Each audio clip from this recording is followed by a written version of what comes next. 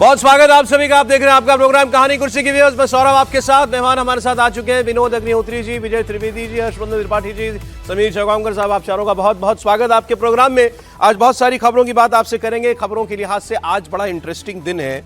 सबसे पहले तो बात दिल्ली का सीएम कौन बनेगा, तो इसको लेकर के एक डेवलपमेंट हुई है जिस पर हम सबकी नजर है और क्या वहां से कोई खबर निकलेगी। कल जेपी नड्डा साहब से, बीजेपी के अध्यक्ष से, दिल्ली के चुने हुए 10 विधायकों को मिलने का मौका मिला है। इनके नाम मैं आपको बताऊंगा और इनमें से कुछ ऐसे नाम हैं जिनका नाम दिल्ली के मुख्यमंत्री की दौड़ में चल रहा है। इस बैठक के क्या मायने हैं, यही लोग क्यों मिले, इन्हीं 10 लोगों को नड्डा जी से क्यों मिलने का समय मिला है, इसके बारे में हम बात करेंगे। इसके अलावा दिल्ली से जुड़ी दूसरी खबर यह है कि अभी ये नतीजे आए और उसके बाद ही दिल्ली की जो एजेंसियां हैं, पुलिस हैं, वो सब धबाधब एक्टिव हो गई है। दिल्ली में डीटीसी में भ्रष्टाचार के आरोप में 6 अफसरों पर सीबीआई की धरपकड़ हुई है। एक खबर ये। दूसरा, अमानतुल्लाह खान जो ओखला से जीत करके अभी आए हैं, उन पर पुलिस के काम में बाधा पहुंचाने, एक वांटेड व्यक्ति को पुलिस की कस्टडी से भगाने का, जबरन भगाने का आरोप लगा है। पुलिस उनकी तलाश कर रही है। उन पर मकूका भी लग सकता है। मकूका मतलब शर्तिया जेल। और अमानतुल्लाह खान ये कह रहे हैं कि मैं फरार नहीं हूं, मैं तो अपनी कॉन्स्टिट्यूएंसी में ही मौजूद हूं। लेकिन लार्जर मैसेज ये कि दिल्ली में बीजेपी को बहुमत मिलते ही पुलिस का एक्शन, सीबीआई का एक्शन बहुत तेजी के साथ जो है वो शुरू हो गया है। कांग्रेस पार्टी से जुड़ी हुई 2-3 खबरें आज हमारे पास हैं। कांग्रेस पार्टी दिल्ली के चुनाव में जो उसकी हालत हुई है उसके बाद फिलहाल क्या कोई मंथन कर रही है या कुछ नहीं कर रही है, यह हम आपको बताएंगे। आने वाले इस साल और अगले साल के चुनावों को लेकर कांग्रेस पार्टी के पास क्या रोड प्लान है, इसकी हम लोग बात करेंगे। और निशिकांत दुबे जो बीजेपी के सांसद हैं, उन्होंने संसद के अंदर बड़े संगीन आरोप लगाए हैं जिसको वो सीधे कांग्रेस से जोड़ रहे हैं कि विदेशी फंडिंग लेकर भारत में कांग्रेस से जुड़ी संस्थाओं ने और लोगों ने भारत की सरकार को अस्थिर करने की कोशिश की क्या, और इस काम के लिए 5,000 करोड़ रुपया लगाया गया अमेरिका की एक एजेंसी की तरफ से। आरोप बड़ा संगीन है, इसकी भी हम लोग आपके साथ चर्चा करेंगे। लेकिन आइए शुरुआत करते हैं पहले दिल्ली की खबर से। दिल्ली में जैसा मैंने आपको बताया, मुख्यमंत्री कौन होगा, या तो ये नाम तय हो गया है और बताया नहीं जा रहा, या भी तय नहीं हुआ है, उसका इंतजार किया जा रहा है कि प्रधानमंत्री लौटेंगे या फ्रांस से वो अमेरिका जाने वाले हैं, अमेरिका के बाद भारत आएंगे, तब पता चलेगा। बहरहाल जो भी हो, लेकिन 2-3-4 नामों की चर्चाएं तो बहुत जोरों से चल रही हैं। उसके बारे में हम भी आपको लगातार इंडिया टीवी पर बता रहे हैं। कल नड्डा जी से जिन लोगों की मुलाकात हुई है, मैं उनके नाम आपको बताता हूं। इनमें अनिल शर्मा, ये आर.के. पुरम से जीत करके आए हैं। शिखा राय ग्रेटर कैलाश से जीती हैं, जिन्होंने सौरभ भारद्वाज को हराया था। सतीश उपाध्याय बीजेपी के पूर्व दिल्ली प्रदेश अध्यक्ष है, मालवीय नगर से जीते हैं। विजेंद्र गुप्ता रोहिणी से जीत करके आए हैं, पूर्व एलओपी हैं, सीनियर लीडर है। रेखा गुप्ता शालीमार बाग से जीत करके आई हैं, ये नाम नोट करके रखिएगा आप। अरविंदर सिंह लवली गांधीनगर से जीत करके आए हैं। अजय महावर गोंडा से दोबारा जीत करके आए हैं। डॉक्टर अनिल गोयल कृष्णनगर से जीते हैं। कपिल मिश्रा करावल नगर से जीते हैं। कुलवंत राणा रिठाला से जीते हैं। तो इन 10 लोगों को नड्डा जी ने मिलने के लिए बुलाया। अब चर्चाएं ये चल रही हैं कि ये जो एक्सरसाइज हो रही है, क्या इन्हीं सब के बीच में से दिल्ली के मुख्यमंत्री का कोई नाम निकलेगा। हमने एक विधायक से बात की, मोहन सिंह बिष्ट जी, ये जिन्होंने हराया है मुस्तफाबाद से आपके पूर्व उप मुख्यमंत्री को और आम आदमी पार्टी के, और इनका रिएक्शन है, सुनते हैं ये क्या कह रहे हैं। कितने लोग थे विधायक आपके साथ? 10 से 11 लोग थे, मेरे साथ नहीं थे। सब ने वहाँ से टाइम लिया हुआ था, इसलिए सभी लोग थे, 10 लोग। अच्छा, तो 10 विधायकों, जब 10 विधायक एक साथ मिल रहे हैं तो जाहिर सी बात है कि पार्टी को लेकर, चूंकि सरकार बनाना है, मुख्यमंत्री का नाम को लेकर, मंत्री को लेकर कुछ चर्चा हुई होगी। सिर्फ आपसी जिस प्रकार की जो बातें क्या हुआ, को हमने अपने राष्ट्रीय नेतृत्व का आभार प्रकट किया, भाई इतना ही हुआ, बाकी कुछ नहीं। किसी भी तरह का सीएम पद को लेकर कोई चर्चा नहीं, सवाल ही नहीं होता किसी से नहीं। औरों से हुई होगी मुझे नहीं मालूम। हाँ, निश्चित रूप से सीएम कौन होगा, क्या होगा, भारतीय जनता पार्टी का कमल जरूर सीएम होगा, दूसरा कोई नहीं होगा। मेरा कमल ही सीएम बनेगा। अच्छा, इतना तो बता दीजिए, जो एमएलए हैं उन्हीं में से होगा कि संगठन से भी कोई आ सकता है? ये मुझे इतनी जानकारी नहीं। मेरा मानना है कि एमएलए के बीच से होगा, ऐसा पार्टी तय करेगी। भाई करेक्शन में कर दूं, मैंने आपको बताया कि इन्होंने मनीष सिसोदिया को हराया, ये वो नहीं है, वो तरविंदर मारमा है। इन्होंने मुस्तफाबाद की सीट निकाली है, वो बहुत फंसी हुई सीट थी और कोई शायद नहीं सोच रहा था कि वो बीजेपी को सीट मिलेगी, लेकिन ये वहां से जीत कर क्या है, सीट बदल के वहां पर गए थे जी। हाँ, लेकिन अब ये जो 10 नाम मैंने आपको बताया, अनिल शर्मा, शिखा राय, सतीश उपाध्याय, विजेंद्र गुप्ता, रेखा गुप्ता, अरविंदर लवली, अजय महावर, अनिल गोयल, कपिल मिश्रा, कुलवंत राणा, इनमें से 2-1 नामों की चर्चा तो सर बहुत जोर पर है। समीर जी, सर नाम तो बहुत लोगों की चल रही है। 10 विधायक कल जरूर मिले हैं जेपी नड्डा से, लेकिन 8 तारीख को जिस दिन चुनाव परिणाम आया था उस दिन रात को भी 4 विधायक मिले थे और 9 तारीख की सुबह भी 5 से 6 विधायक नड्डा जी से सेशन पे जाने के पहले, जब नड्डा जी निकल रहे थे, उनसे मुलाकात हो गई थी। तो अभी तक नड्डा जी से 20 से ज्यादा विधायक पर्सनली मिल चुके और हैं। इनको 10-10 मिनट का समय दिया गया है। हाँ, और सबसे मुलाकात की गई है। देखिए, अभी कई कारण है मुलाकात करने के, चूंकि दिल्ली के विधायक है, पहले से मुलाकात रहती है। कई पार्षद जो विधायक बन गए, तो नड्डा जी समय मांगा होगा, नड्डा जी ने कहा होगा आ जाइए, मैं आपसे मुलाकात करते हैं। 10 विधायकों के साथ बैठक की और सांसद भी उपस्थित थे इस बैठक के अंदर, 3 से 4 सांसद भी थे। और यह कहा गया इस बैठक के अंदर कि भाई काम तुरंत शुरू करना है, सांसदों को अपने विधायकों के साथ और विधायकों को सांसदों के साथ बेहतर कोऑर्डिनेशन करना है। चूंकि अभी कई जगह ऐसी है कि जहां पार्षद भी विधायक बन गए, कई ऐसी जगह कि वहां पार्षद आम आदमी पार्टी का है, कई ऐसी जगह जहां पार्षद भी भारतीय जनता पार्टी का है, विधायक भी भारतीय जनता पार्टी का है और सांसद भी भारतीय जनता पार्टी के। तो कहा गया है कि आपसी सामंजस्य के साथ बहुत तेजी से काम करना है। और मुझे लगता है कि ये जो बैठक हुई होगी नड्डा जी की, इस तरीके की बैठक में भारतीय जनता पार्टी के मुख्यमंत्री के नाम की चर्चा नहीं होती है। मतलब भारतीय जनता पार्टी की जो रीति नीति है उसमें ऐसा नहीं होता। कहाँ होती है सर चर्चा? वहां की खबर बता दीजिए सर। पार्लियामेंट्री बोर्ड में होती है, बेसिकली पार्लियामेंट्री की बोर्ड, विधायक दल की बैठक होगी। नाम तय हो गया है या नहीं है? देखिए, निश्चित रूप से प्रधानमंत्री नरेंद्र मोदी के नॉलेज में होगा कि किससे मुख्यमंत्री बनाना है। संघ से भी चर्चा हो रही है, संघ के जो दिल्ली के वरिष्ठ पदाधिकारी है, राष्ट्रीय जो नेता है, उन लोगों से भी चर्चा होगी। वो भी अपने नाम के सुझाव देंगे कि किसे मुख्यमंत्री बनाना चाहिए। और सामंजस्य के साथ जातिगत समीकरण के हिसाब से, और मुझे लग रहा है इस बार जिसे मुख्यमंत्री बनाएंगे, जैसे शीला दीक्षित 15 साल दिल्ली की मुख्यमंत्री रही, अरविंद केजरीवाल 10 साल रहे, तो कोई युवा चेहरा होगा जो लंबे समय तक भारतीय जनता पार्टी को दिल्ली में एक चेहरे के रूप में दे सके। और 10 और 15 साल, और जो प्रधानमंत्री मोदी ने कहा था कि विकसित भारत की विकसित राजधानी दिल्ली को बनाना है, उस दिशा में जो काम कर सके। और इसके 5 साल बाद फिर चुनाव आना है, अभी नगर निगम के चुनाव आना है, तो जो बहुत बेहतर दिल्ली। इन 10 नामों में से आपको कोई ऐसा लगता है उम्मीदवार? दसों नाम ऐसे जो मुख्यमंत्री बन सकते हैं, ऐसा कुछ नहीं कि कोई बन नहीं सकता। फिर भी शिखा राय, मुझे ऐसा लगता है कि एक शिखा राय जो है, मैं उसे काफी प्राथमिकता देता हूं। बिष्ट साहब को एक सीनियरिटी के रूप में देखता हूं मैं। रेखा गुप्ता जो 4 नाम जो हमने सबसे ज्यादा सुने, मैं वो बता रहा हूं। अब ये केवल चर्चाओं की बात मैं कर रहा हूं आपसे, क्योंकि महिलाएं जीत करके आई हैं 4, उनमें से 2 नामों की चर्चा हो रही थी, रेखा गुप्ता और शिखा राय। आपने बिल्कुल ठीक कहा, लेकिन उनमें से रेखा गुप्ता जो है थोड़ी सीनियर है, तो रेखा गुप्ता के नाम की चर्चा ज्यादा है। और बाकी पुरुषों विधायकों में जो 2 नाम सबसे ज्यादा चर्चित हैं, एक है आशीष सूद और एक है परवेश वर्मा। ऑब्वियसली आशीष सूद के एक लाइन जोड़ दो सर। आशीष सूद जम्मू कश्मीर के प्रभारी रहे हैं, गोवा के प्रभारी है संगठन के, तो बड़ी जिम्मेदारी, मतलब गोवा के प्रभारी रहे, जम्मू कश्मीर के सह प्रभारी थे, तो वहां भी पार्टी ने बेहतर प्रदर्शन करा है। सर कोई खबर? सर खबर जब समीर जी नहीं दे पा रहे तो मैं कैसे दे सकता हूँ? हर्षवर्धन जी के पास हो सकती हो, लेकिन खबर जिनके पास है उनसे आप बात नहीं कर रहे विजय जी से। आप लोग तय कर रहे हैं आपस में कौन असली खबर, कौन खबर देगा। आप लोग जो नाम सीरियसली सुन रहे हो उनकी बात में कर रहे हैं। ज्यादा नाम प्रवेश वर्मा का ही लोग ले रहे हैं। अच्छा, ज्यादातर जिनसे बात तो प्रवेश वर्मा की बात कर रहे हैं। बाकी और साथ में राइडर भी लगा दिया जाता है कि भाई कोई भी हो सकता है। नहीं, वो तो ठीक है ये, और मोदी जी तय करेंगे, मोदी जी तय कर चुके हैं। सबके बाद भी भाई नाम तो यही है 48। कल मेरी बात हो रही थी भाजपा के एक नेता से, वरिष्ठ नेता हैं, उनसे मैंने पूछा तो उन्होंने कहा आप जानते हैं हमारी पार्टी में जो है नाम कैसे तय होता है और कहाँ से तय होता है और अचानक आता है। बोले हमारे लिए कहना बहुत मुश्किल है, लेकिन ज़्यादातर जो नाम है वो प्रवेश वर्मा का ही लिया जा रहा है। के नाम ज़्यादा ले रहे हैं पुरुषों में। अब इन्होंने अब इतनी बड़ी जिम्मेदारी आपको दे दी है विजय जी, तो प्लीज़। नहीं, मैं तो वैसे ही कंधे मेरे झुके हुए हैं विनोद जी की जिम्मेदारियों से। देखिए, इस सारे प्रोसेस से एक बात समझ में आती है, नाम जो तय होगा वो तो होगा, कि आप ये नहीं कह सकते कि पार्टी में डेमोक्रेटिक प्रोसेस नहीं है।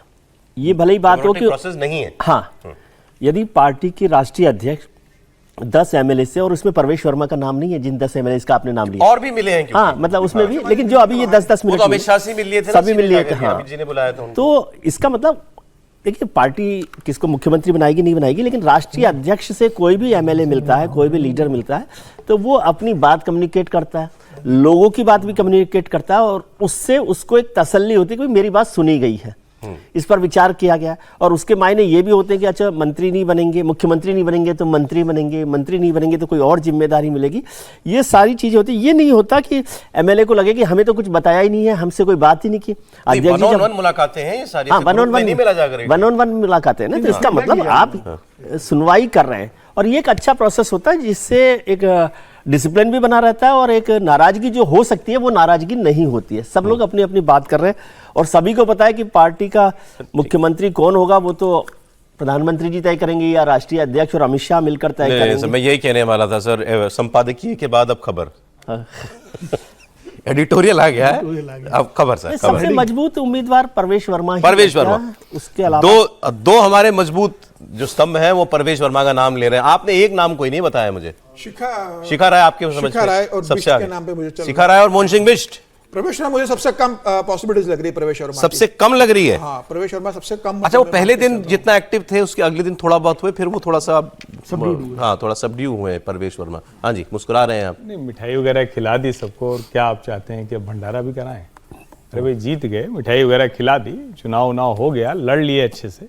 एक तो ये कि 48 के 48 मुख्यमंत्री के संभावित हैं, तो इन 10 की क्यों बात करें? ये गलत है। मेरा ये स्पष्ट- मैं ये नहीं मानता, अगली मैं लाइन ये तो नहीं आ मानता जाने- मैं। अगली लाइन तो आ जाने दीजिए। हाँ। अभी दूसरा हाथ लगाया कहाँ वो साहब? हाँ। जो ये 10 विधायक हैं, इनमें से कोई भी मुख्यमंत्री नहीं बनेगा।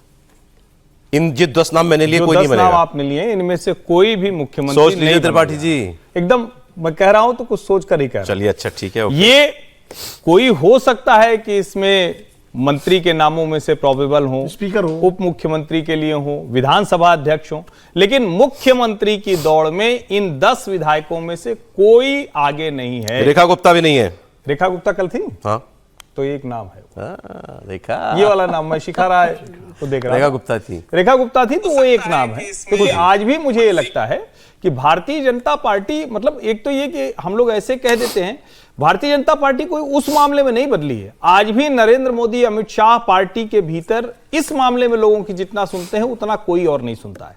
और बाकायदा संघ में, संगठन में, नेताओं में, अलग अलग विधायकों से सबसे चर्चा होके ही जो मुख्यमंत्री का प्रत्याशी होता है। हाँ, एक चीज जरूर देखी जाती है, एक कोई व्यक्ति अपनी चला लेगा और अपना दबाव बना के कहेगा कि हम तय करा लेंगे, ये मोदी के समय में खत्म हो गया है। अगर आप इशारा कहां है? इशारा कहां है? तो ये नहीं होता। मोदी पे दबाव कौन बना लेगा, मुझे नहीं, बताइए। एक लाइन जोड़ दूं? एकदम नहीं है। मतलब आप कुछ भी कोशिश करें, लेकिन मैं ये कह रहा हूं मैं इसका मैं ये कहां किसके लिए कही गई है ये लाइन में जानना नहीं, चाह रहा हूं। किसी के लिए नहीं है ये किसी के लिए सर, नहीं मैं एक है। लाइन और जोड़ मेरा ये मानना है, परवेश वर्मा के लिए तो नहीं कह रहा था। नहीं, परवेश वर्मा आज भी सबसे टॉप कंटेंडर अगर मेरी नजर में कोई है तो वही। मैं आज भी ये मानता हूं कि अभी जब शपथ ग्रहण होगा तो उसमें परवेश वर्मा ही टॉप पर हैं। उसके बाद ये नाम है रेखा गुप्ता, आशीष सूद, जितेंद्र महाजन और आप भी नंबर 1 पर प्रोबेबिलिटी में परवेश नंबर 1 वर्मा। पर आज भी परवेश वर्मा। विनोद जी भी परवेश वर्मा बता रहे हैं, आप भी परवेश वर्मा बता रहे हैं, आप रेखा गुप्ता बता रहे हैं। रेखा गुप्ता और मुझे मोहन कमलजीत सिंह सहरावत, मुझे सांसद जो उसकी भी बहुत दावेदारी शिखा लग राय रही का है। बताया आपने। शिखा राय और कमलजीत सर, सबने सहरावत एक की नाम दावेदारी दिया, आप लग रही एक नाम दीजिए ना मुझे। है। मुझे लगा कमलजीत सहरावत और शिखा राय दो प्रोमिनेंट। अब कमलजीत सहरावत सांसद बन रहे, ये हमें अब ये हमारी खबर है कि 1 विधायकों से राय हमें जो बताया गया है मुझे लगता कि है विधायकों से विधायक बनेगा। से ही और बनेगा। बाकी ये तो कमलजीत बाकी सहरावत सर, सांसद दूसरे है। एक लाइन जोड़ दूं मैं कि मैं जो बताऊं, कहा जा रहा है कि विधायकों विधायकों से चर्चा, तो सर अब विधायकों से चर्चा में तो किसी ने विधायक ने राजस्थान में भजन लाल का नाम नहीं लिया होगा, मध्य प्रदेश में तो किसी ने मोहन यादव का नाम नहीं लिया होगा, गुजरात में तो किसी ने भूपेन्द्र पटेल का नाम नहीं लिया होगा। वो विधायकों से चर्चा कैसे होती है भारतीय जनता पार्टी में, सबको पता है। नाम तो जितने पर्यवेक्षक बैठेंगे सर, फोन आ जाएगा। एक फर्क इसका है, नाम एक घोषित करना फर्क है, इसका एक नाम फर्क मैं घोषित आपको होगा। बता दूं। उसमें थोड़ा फर्क है। हाँ, एक तो ये कि राजस्थान में जब गए श्रीमान राजनाथ सिंह जी, तो सबको पता था कि वहां कितनी जद्दोजहद है, कितनी मशक्कत है, और जितने प्रयास किए गए, ऐसा नहीं है वसुंधरा जी के रहते ही बहुत लोगों को तैयार करने की कोशिश की गई, वो उस तरह से नहीं हो पाए। तो कई बार आप जब कई लोगों में लड़ाई होती है, और विशेष करके संगठन का तो ये नियम है, फॉर्मूला है, तो आप किसी न्यूट्रल पर्सन को लेकर आते हैं जो विवादित ना हो, जिसका कोई खेमा ना हो, संगठन का व्यक्ति हो। तो भजन लाल उसी पैमाने पर हमें जो फीडबैक है उसके मुताबिक दिल्ली में बीजेपी के लिए ये एक्सरसाइज जो है व्यक्तियों से ज्यादा समुदायों को ध्यान में रखकर करनी दीर्घकालीन पड़ेगी। राजनीति कोई- से कि आप पूर्वांचली बनाएं कि पंजाबी बनाएं कि वैश्य उससे भी समुदाय से ज्यादा बनाएं कि जाट बनाएं, दिल्ली ये देखना है ये। दिल्ली का मुख्यमंत्री पूरे देश में मैसेज तो देगा ही, अगले 15-20 सालों के लिए भाजपा की राजनीति जो डेवलपमेंट की पॉलिटिक्स होनी है उसका बड़ा उदाहरण भी होगा। उप मुख्यमंत्री भी रखेगी पार्टी, आप देख रहे हैं, सिर्फ मुख्यमंत्री नहीं रहेगा, देखिए, एक निश्चित चीज रूप मैं से कहना उप चाहता मुख्यमंत्री भी पार्टी बनाएगी एक दिल्ली चीज में। मैं कहना चाह रहा हूं कि एक चीज तो ये मान के चलिए कि मुख्यमंत्री विधायकों में से ही होगा। सही कह रहे हैं, हमें भी ऐसा लगता है। एक ये एक मुझे भी योगी लगता है। आदित्यनाथ और तीरथ सिंह रावत, दो अपवाद थे जो सांसद के रूप में मुख्यमंत्री बनाए गए। उसके बाद से उसके बाद से कोई नहीं हुआ। भजनलाल शर्मा विधायक, विधायक भजनलाल के- शर्मा विधायक, मोहन सिंह यादव विधायक, भूपेन्द्र पटेल विधायक, मांझी विधायक, साय, उड़ीसा में साय विधायक, विष्णु, तो जितने सारे विधायक। विधायकों में से ही बनाया गया। और दूसरी बात यह है कि दिल्ली में एक तो काउंसिल नहीं है, विधान परिषद। अगर आप किसी सांसद को बनाएंगे तो आपको फिर चुनाव 2 कराने पड़ेंगे। एक तो विधानसभा में इस्तीफा कराना पड़ेगा विधायक का, उसको कुछ देना पड़ेगा, वो चुनाव कराना पड़ेगा, एक संसद खामखा की एक्सरसाइज है वो खामखा नहीं, और ये करें तब जब आपके पास ऐसा कोई बहुत चमकता स्टार हो, कोई सितारा हो कि भाई इसी को लाना है। मैं आपको करेक्ट कर दूं, एक और मंत्री बना था त्रिपुरा में, विप्लव देव जब गए थे तो सांसद कोई पुरानी बात हो गई सर, पुरानी बात, 5 साल ज्यादा पुरानी बात है। नहीं 4 साल। ये 2023 के खैर आप लोग, मैं आगे बढ़ा तो आप लोगों की राय में परवेश वर्मा नंबर 1 है। आपको लगता है कि दो महिला नाम आपने लिए, रेखा गुप्ता और कमलजीत शेरावत। अभी भी आप कमलजीत शेरावत मान रहे हैं किल रेस में? ऑलराइट, ठीक है। तो अभी आप लोग सुन रहे हैं, आप देखते हैं सर कब पता चला। इसके बाद दिल्ली की कुछ और खबरों की अब मैं बात कर लूं। अमानतुल्लाह खान फरार हैं। अभी तो चुनाव जीते, अब हो गए फरार। पुलिस को ढूंढ रही है, तैयारी हो रही है मकूका लगाने की भी। अच्छा, मामला बड़ा गंभीर है। मैं आपको एक वीडियो दिखाता हूं, अगर वो वीडियो है हमारे पास टीम से, जो आरोप लगा है उनके ऊपर मेन वो वीडियो। एक व्यक्ति शहबाज जिसका नाम है, उसके ऊपर हत्या की कोशिश का मुकदमा हुआ। पुलिस ने उसको पकड़ के उसको अपनी जीप में डाला और मौके पर पहुंच गया अमानतुल्लाह खान और उनके साथी, और वहां खूब जो है धक्का मुक्की हुई। पुलिस वालों को धक्का दिया गया और इतने में उस आदमी को रवाना कर दिया गया, जीप में से निकाल करके उसको फरार कर दिया गया। तो ये फिलहाल जो है पूरा मामला चल रहा है और एक गंभीर मामला है कि पुलिस की गिरफ्त से किसी आरोपी को, वांटेड शख्स को भगाने का आरोप है उनके ऊपर। अच्छा, आपने इस दौर में बहुत सारे वीडियोस देखे होंगे अमानतुल्लाह खान के। कभी वो किसी रिपोर्टर के साथ बदतमीजी कर रहे हैं, रिपोर्टर को बहुत अपशब्द कह रहे हैं, या अभी उनके बेटे का मामला हो गया था तो किसी पुलिस वाले को हड़का रहे हैं। ये सारी बातें हुई हैं। तो अब अमानतुल्लाह खान के तेवर तो ऐसे ही रहते हैं, लेकिन ये वाला मामला शायद जो है ये उनके ऊपर भारी पड़ जाए, ऐसा हमें लग रहा है। वीरेंद्र सचदेवा जो दिल्ली बीजेपी प्रदेश अध्यक्ष हैं, उन्होंने क्या कहा है अमानतुल्लाह खान पर, आप सुनिए। विधायक अमानतुल्लाह खान आपराधिक चरित्र के आदमी हैं। पहले भी उन पर कई मुकदमे चल रहे हैं जहां बार बार वो कानून के साथ खेलने की कोशिश करते हैं, लेकिन इस बार ये उनको महंगा पड़ने वाला है, क्योंकि जिस तरह का कृत्य उन्होंने किया कि हत्या के आरोपी को, जिसको कोर्ट का ऑर्डर है गिरफ्तार करने का, उसको बचाने की कोशिश उन्होंने की है। कानून अपना काम करेगा, लेकिन ऐसे लोगों को कानून सख्त से सख्त सजा दे, ऐसा हम निवेदन करते हैं। अब अमानतुल्लाह खान की मुश्किलें शुरू, और मैंने आपको बताया था कि डीटीसी में भी भ्रष्टाचार के आरोपों की जांच हो रही है। सीबीआई ने केस लिया अपने हाथ में, 6 लोग जो हैं उनको गिरफ्तार किया गया। हर्षवर्धन जी, अमानतुल्लाह खान फरार। देखिए, मुझे तो समझ में नहीं आ रहा है कि दिल्ली पुलिस कर क्या रही है। जिस व्यक्ति ने खुलेआम किसी रिपोर्टर को धमकी दी हो, जो व्यक्ति खुलेआम धमकाता हो कि इधर आना नहीं और वो पुलिस को भी धमकी देता हो, जो व्यक्ति किसी गंभीर आरोपी को थाने से छुड़ा लाता हो, जिस व्यक्ति का बेटा खुलेआम पुलिस वाले को बोलता हो कि जानते नहीं हो अब्बू हमारे कौन है, उसके बाद भी अभी तक वो व्यक्ति गिरफ्तार नहीं हुआ। 25 मामले हैं। मेरा सवाल तो दिल्ली पुलिस पर है, दिल्ली पुलिस कर क्या रही है?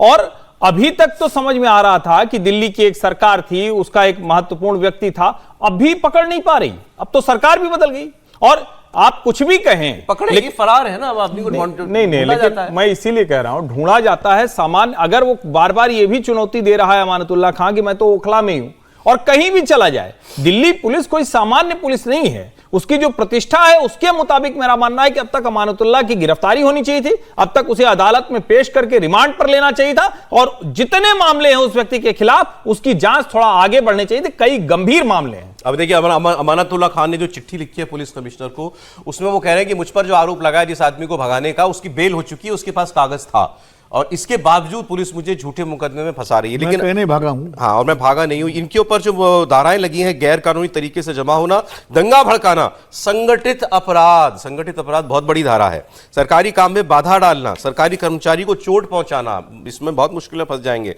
किसी वांटेड शख्स को छुड़ाने की कोशिश करना। जी सर। नहीं, देखिए, अगर वो वाकई सही है तो जाके अदालत में समर्पण करें और अदालत से न्याय मांगे। मान लीजिए उनके पास अगर उनका पक्ष मजबूत है। इसमें कहीं आपको वेंडेटा दिखाई देता है क्या, बदले की कार्रवाई जैसा कुछ? अमानतुल्लाह खान क्योंकि हमेशा ही विवादों में रहे।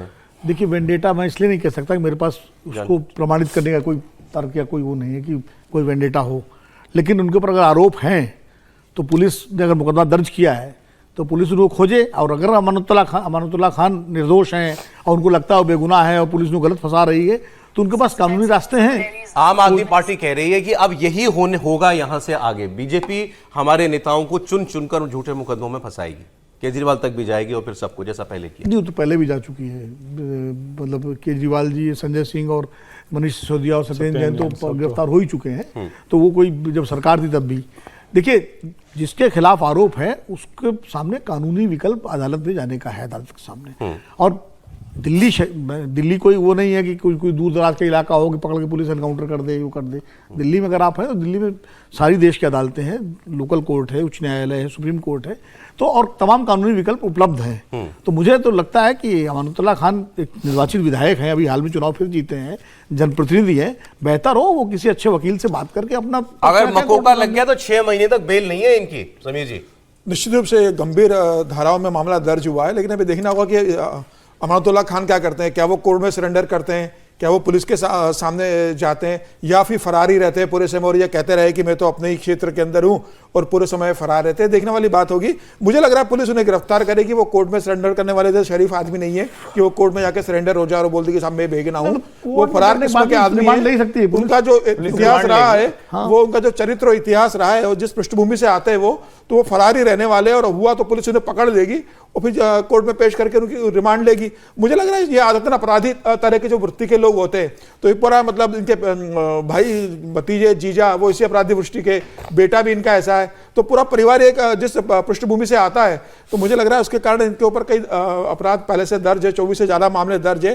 और उनको लगता है कि ये मेरी लोकप्रियता है, मैं जितना अपने क्षेत्र के अंदर इस तरह की हरकतें करूंगा, लोगों को इकट्ठा करूंगा, एक कम्युनिटी मेरे साथ जुड़ी रहेगी, और उस कम्युनिटी के प्रभाव और उसके वोट के कारण वो विधायक बनते हैं। वो इस बात को जानते हैं, और वो जो कम्युनिटी जो चाहती है उसी हिसाब से बिहेव करते हैं।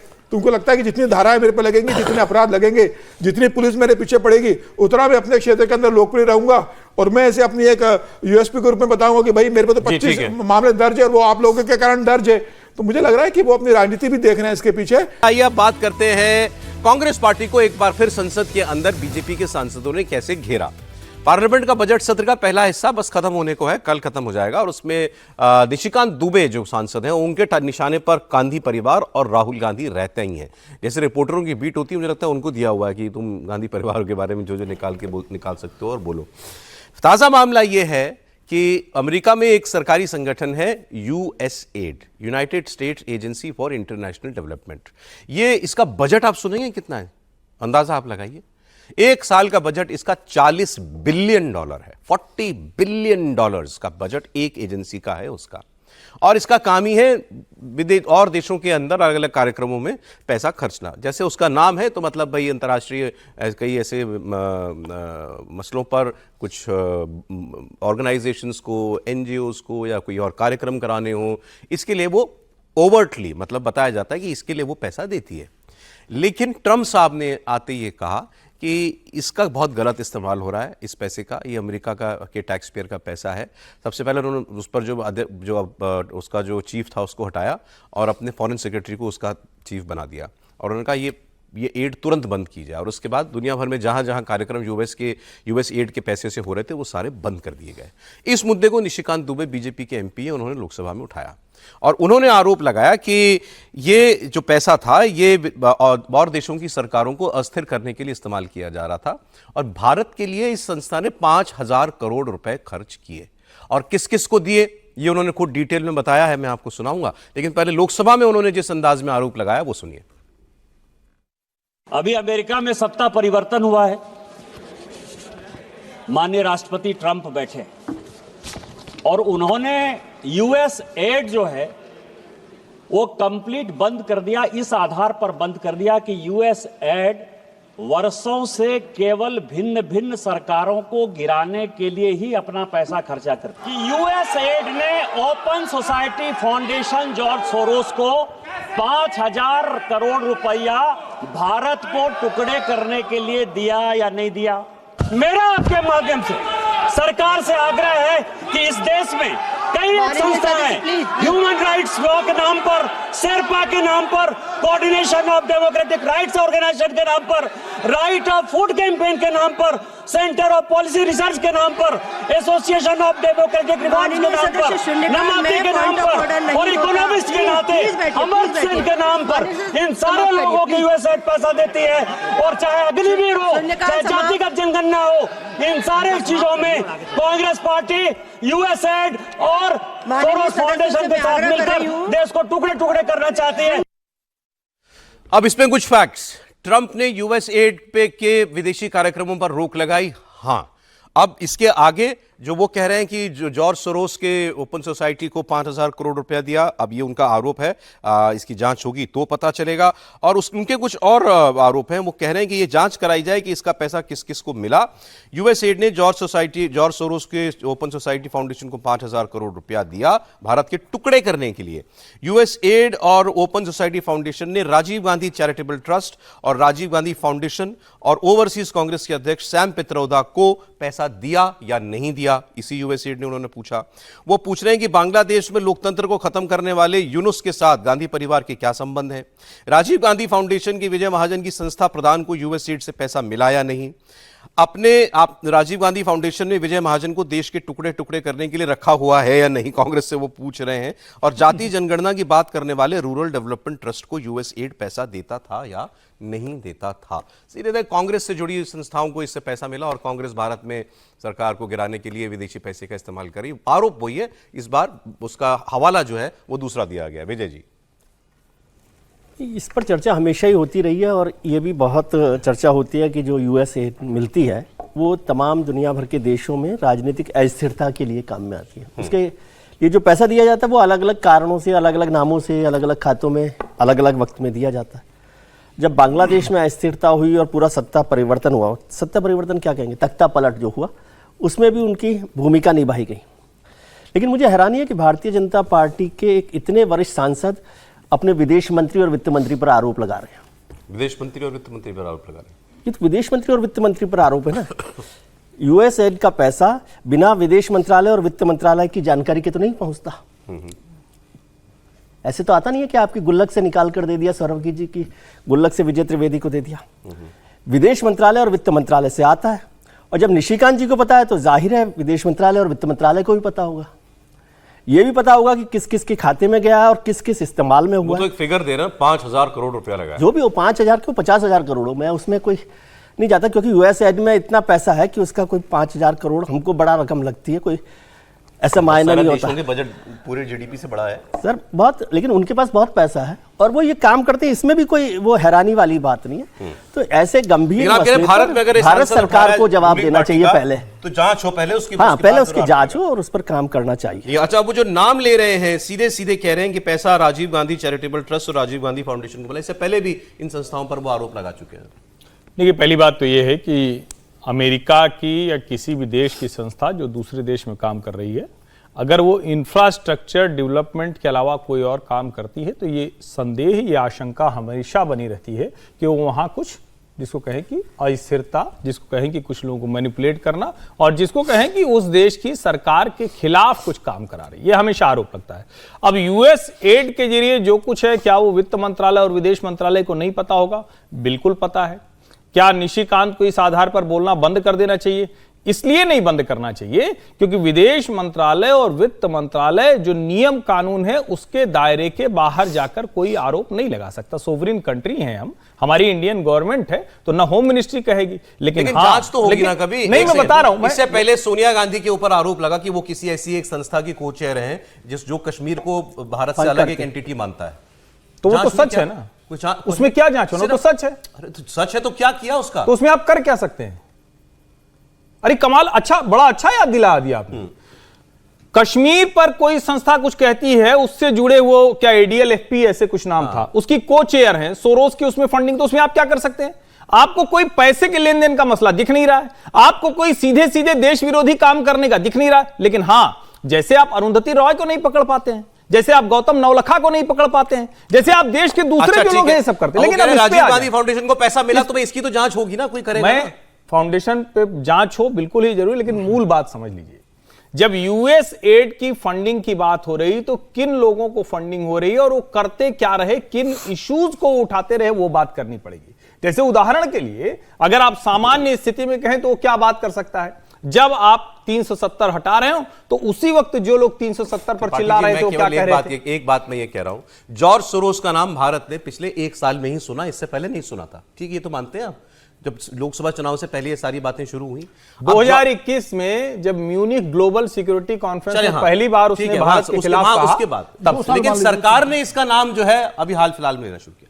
अब जब आप जॉर्ज सोरोस ने पैसा बांटा, जॉर्ज सोरोस भारत की बांग्लादेश की तरह भारत में वैसा ही कराना चाहता था, लोगों में आप अपनी सरकार के प्रति जो है दुर्भावना पैदा करना चाहता था। अब आप संस्थाओं के नाम ले रहे हो कि इनको इतना पैसा मिला, अब आप एक फिगर दे रहे हो कि 5,000 करोड़ रुपया दिया कि नहीं दिया गया, आपने एक नाम तक दे दिया है उसमें। इंडियन ओवरसीज कांग्रेस के जो अध्यक्ष हैं सैम पित्रोदा, उनका नाम तक आपने दे दिया है।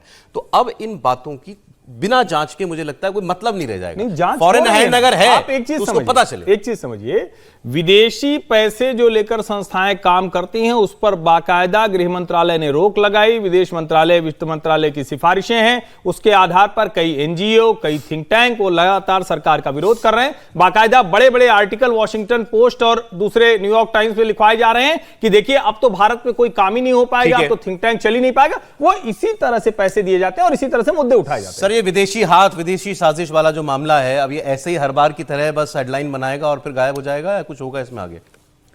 देखिए, हम तो विदेशी साजिश इंदिरा गांधी के जमाने सुन रहे हैं। अच्छा। जयप्रकाश नारायण जी का आंदोलन चल रहा था तो इंदिरा जी विदेशी साजिश की बात कहती थी, CIA की साजिश, विदेशी साजिश।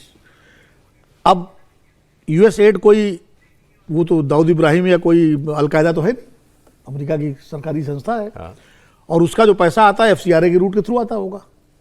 जो विजय जी भी कह रहे हैं, हर्षवर्धन भी कह रहे हैं कि विदेश मंत्रालय और वित्त मंत्रालय की जानकारी में आता होगा, किन किन संस्थाओं को गया होगा उसकी भी जानकारी होगी, वो संस्थाएं उसका क्या इस्तेमाल कर रही हैं। यानी US एड से पैसा लेना तो क्राइम है नहीं, क्राइम होता तो रोक दिया जाता।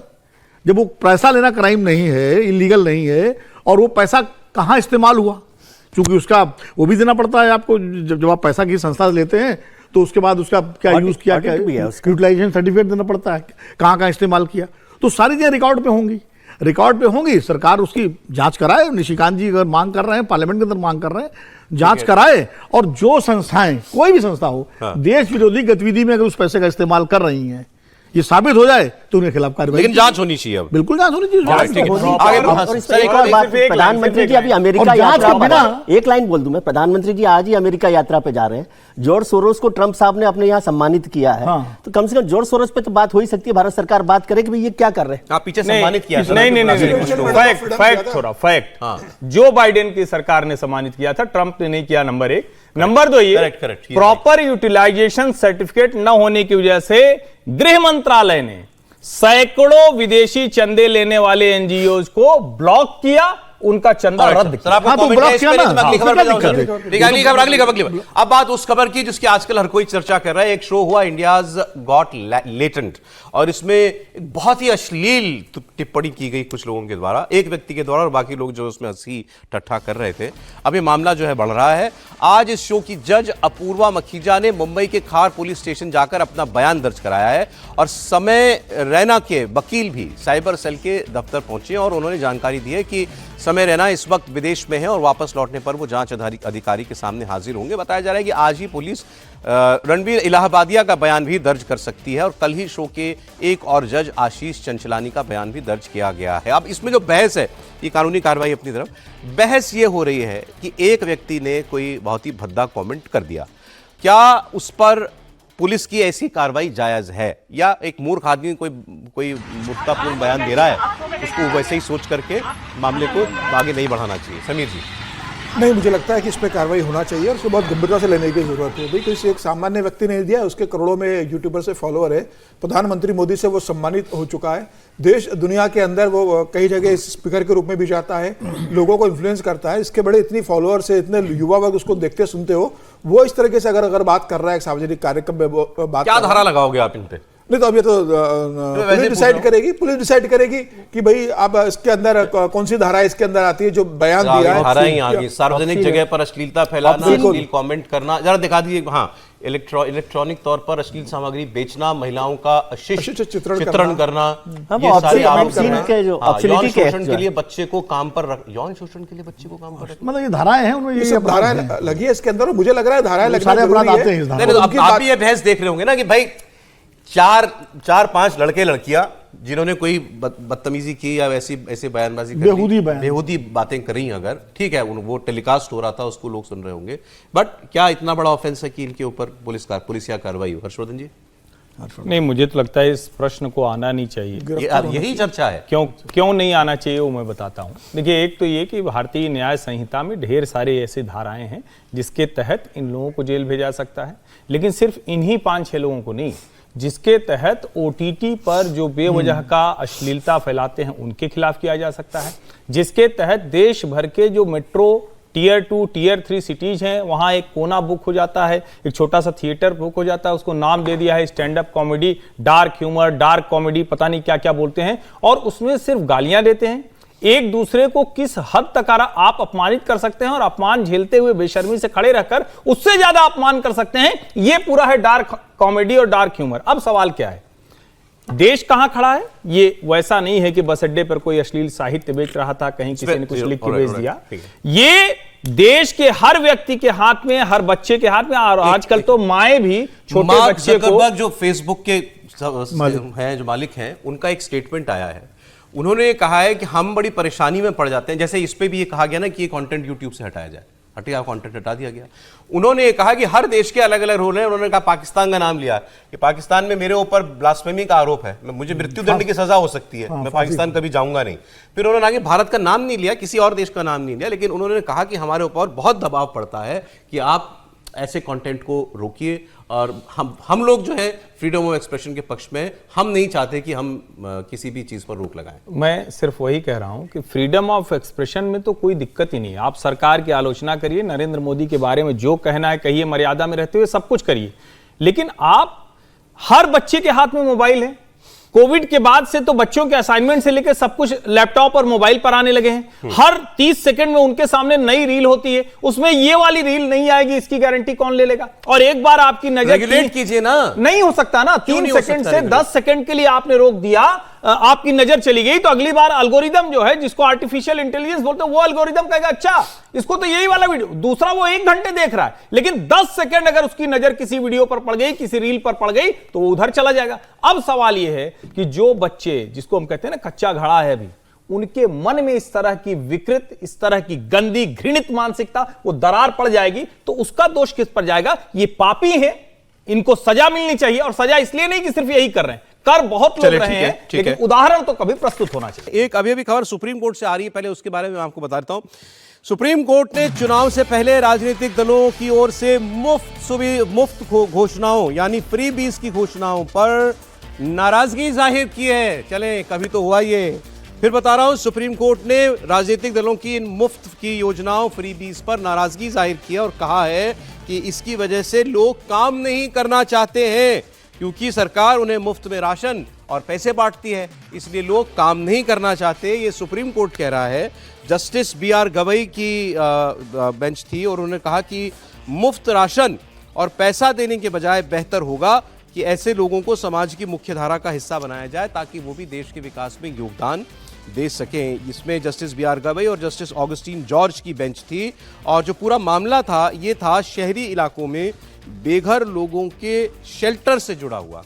और इस पर सुनवाई के दौरान अटॉर्नी जनरल R वेंकटमणि ने बताया कि सरकार शहरी गरीबी उन्मूलन कार्यक्रम को फाइनल करने में लगी हुई है, जो गरीब शहरी बेघर लोगों को आवास उपलब्ध कराने से लेकर दूसरी जरूरी मसलों में मददगार होगा। और इस पर टिप्पणी की है जस्टिस गवई ने कि ये जो फ्री की योजनाएं बांटती है सरकार, इससे लोगों में काम ना करने की प्रवृत्ति पैदा हो रही है। इससे बेटर होगा कि आप उनको मुख्य धारा में लाइए, ताकि वो भी कुछ कंट्रीब्यूट कर सके देश के विकास के ऊपर।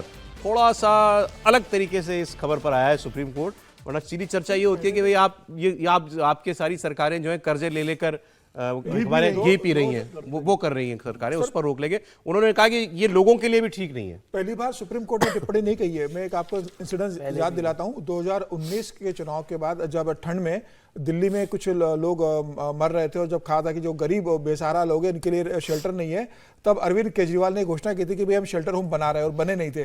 तब सुप्रीम कोर्ट में सुनवाई हुई थी, तो सुप्रीम कोर्ट ने कहा था दिसंबर के फर्स्ट वीक में ही कि आप फ्री की योजनाओं पे इतना पैसा खर्च कर रहे हो, आप दिल्ली में जो गरीब लोगों के लिए रहने के लिए नहीं है, ठंड में मरने के स्टेज में चले गए, उनके लिए आप शेल्टर होम क्यों नहीं बना रहे हो? आप क्यों कह रहे हो कि आपके पास उसके लिए पैसा और संसाधन नहीं है? फ्री की स्कीम में आप पैसा डालो, लेकिन गरीबों को रहने के लिए दे नहीं रहे हो। तो मुझे लग रहा है उस समय भी सुप्रीम कोर्ट ने ये नाराजगी जाहिर की थी कि फ्री की स्कीम पे आप सारा पैसा अपना खर्च कर रहे हो।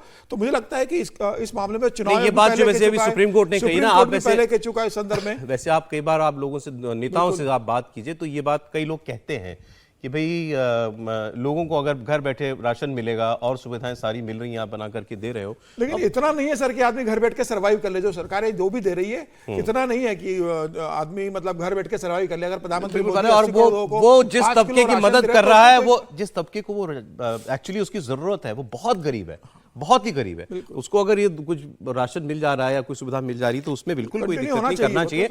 लेकिन अभी आपने जो, मैं दूसरी तरफ बात करता हूं, मैं अभी खबर मुझे शायद आप ही ने भेजी थी, किसने भेजी थी कि महाराष्ट्र सोच रहा है 2 योजनाएं बंद करने के बारे में। मैंने भेजी थी। दो योजनाएं बंद कर, अभी सरकार बनी है, तीर्थ यात्रा, बुजुर्गों की तीर्थ यात्रा बंद कर दी है, वो बंद कर दी है। अभी उसी का वादा करके चुनाव में आए ना, वो बंद कर दी है। कर्नाटक के बारे में हम लोग अक्सर बात करते हैं, वहां पर योजनाएं बंद कर दी है। बेंगलुरु में जो मेट्रो के टिकट हैं देश में सबसे महंगे हैं, उनकी दरें बढ़ा दी गई हैं, पैसा नहीं है, क्योंकि पैसा नहीं है। या जो टिकट आपको यहाँ पर 40-50 रुपए का मिलेगा, वहाँ शायद 90-100 रुपए का मिलेगा। ऐसे ही कहा जाता है हिमाचल के बारे में। सबसे लेकिन चेहराने की बात महाराष्ट्र वाली है। महाराष्ट्र में अगर स्कीमें बंद करने की नौबत आ रही है तो आप अंदाजा लगा सकते हैं, आफ्टर ऑल पैसा तो उतना ही है ना, सरकारें केवल उसका डिवीजन कर सकती हैं अलग अलग तरीके से, यहाँ इतना, यहाँ इतना, यहाँ इतना, यहाँ इतना। दिल्ली में क्यों हारे अरविंद केजरीवाल? अरविंद केजरीवाल की हार का मुख्य कारण मिडिल क्लास की नाराजगी, और मिडिल क्लास की नाराजगी किस बात से थी कि आप डेवलपमेंट का कोई काम कर ही नहीं रहे हो। आप जिस तबके को फ्री बिजली पानी सब कुछ दे रहे हो, नो प्रॉब्लम, करो उसको, लेकिन साथ साथ बाकी काम भी करने के लिए आपको लगा। दिल्ली की, देश की राजधानी है, कूड़े का घर आपने उसको बना दिया। आपने कहा हम कूड़े के पहाड़ ये दूर करेंगे, आप वो नहीं कर पाए। पैसा लगता है हर चीज के अंदर। शहरों में सड़कों पर गड्ढे भरने पड़ते हैं, हर बारिश के बाद सड़कें टूटती हैं, देश में हर जगह टूटती हैं, लेकिन वो बनानी भी पड़ती हैं दोबारा। आप अगर उस काम को देर से करोगे या नहीं करोगे तो आपने खामियाजा भुगता। 20% केवल दिल्ली के पूरे बजट का, ओनली 20% वो कैपेक्स था, कैपिटल एक्सपेंडिचर। बाकी 80% या तो ऐसी योजनाओं में जा रहा था, सब्सिडी में जा रहा था, या फिर वो रेवेन्यू में जा रहा था, मतलब जो आपको वो तनख्वाहें वगैरह देने में जा रहा था। डेवलपमेंट का काम 20% हो रहा है, और कई सरकारों के पास शायद अब उतना भी पैसा नहीं है। करेंगे क्या अब आप? इसके बाद फिर आप कर्जे लेंगे, कर्जे लेने के ऊपर भी, लेकिन हालांकि एक लिमिट है, आप उससे ज्यादा कर्जा भी नहीं ले सकते हो। सर देखिए, सुप्रीम कोर्ट की चिंता बहुत जायज़ है, और इस पर हम लोग अक्सर चर्चा करते रहे हैं, चुनाव के समय भी चर्चा हुई है। क्योंकि कल्याणकारी योजनाओं का मतलब ये नहीं है कि आप फ्री बांट के घर में बैठे लोगों को खाना दें। कल्याणकारी योजना का मतलब ये है कि उनको कुछ ऐसा काम दें जिससे प्रोडक्टिविटी बढ़े, और उनका जो है उनको उनकी आमदनी हो, वो सशक्त हो, और राज्य को भी फायदा हो, उससे रेवेन्यू भी मिले। वो है कल्याणकारी योजना। याद कीजिए, पहले जो है तमाम सारी इस तरह की स्कीमें चलती थी कि भाई महिलाएं जो है वो कुटीर उद्योग का काम कर रही हैं, उनको सहायता दे दिया गया, सेल्फ हेल्प ग्रुप बना करके उनको सहायता दे दी गई, और उसके बाद वो अपना करती थी। लेकिन ये जो चलन शुरू हुआ ना कि 2000 रुपये महीना फ्री देंगे, 1500 रुपये महीना फ्री देंगे, ये फ्री देंगे, वो फ्री देंगे, तो इससे क्या, ये फ्री मतलब टैक्स पेयर आपके पास लिमिटेड है, उन्हीं पैसे को लेकर के आप, शीला दीक्षित ने दिल्ली में फ्री तो नहीं बांटा, लेकिन इंफ्रास्ट्रक्चर दिया ना। आज लोग उनको याद करते हैं, किसी दिल्ली शहर की तस्वीर बदल दी उन्होंने, बिल्कुल, जो बेसिक मुद्दे थे उनको एड्रेस किया। तो ये कल्याणकारी राज्य का काम है, कमजोर गरीब तबकों को सशक्त बनाना, ना कि उनको निर्भर बनाना। ठीक है सर, अगली खबर पर जा रहा हूं मैं। आपसे कह रहा था कि अब जरा कांग्रेस की हम लोग बात करेंगे। कांग्रेस का आगे का जो है वो रणनीति क्या है, चुनावों में किस तरीके से कांग्रेस जाएगी, क्योंकि भाजपा की हम लोग अक्सर बात करते रहते हैं।